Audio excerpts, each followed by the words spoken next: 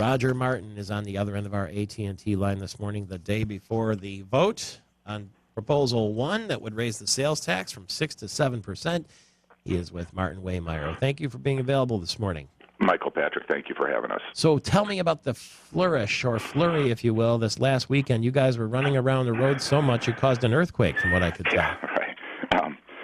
Well, it was a very busy weekend. Obviously, we had call centers operating in 4 different Michigan cities, calling literally tens of thousands of voters.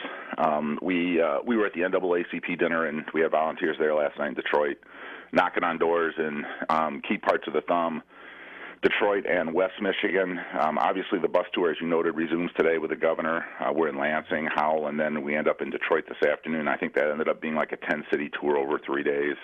Our ads continue. Our last direct mail piece hit this weekend. And, you know, we're just focused on trying to get people to really take another look at Proposal 1, to understand what it truly does. As we all know, it is a complex proposal, and it's hard for voters to understand it because it is so long. But, you know, what we have found in doing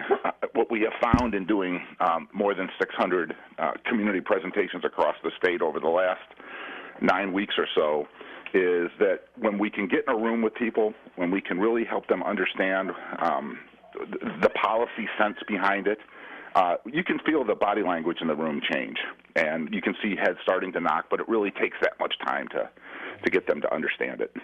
How was you were at the NAACP dinner. How was the vice president's speech? I was not there personally. We had volunteers there. I was doing media interviews this weekend and doing social media stuff. That is obviously our role in the campaign. But we had volunteers there. I honestly don't know. I was not there personally. The governor will be with us, in fact, a little bit later this morning. So he's on the bus today from Lansing to where?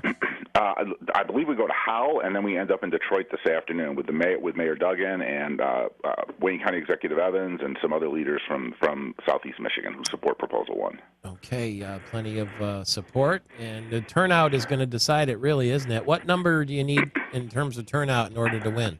You know, Michael, Patrick, that's a really good question. We've never done this before in Michigan. I go back to the Milliken administration in the late 70s, and we've researched as far as we can.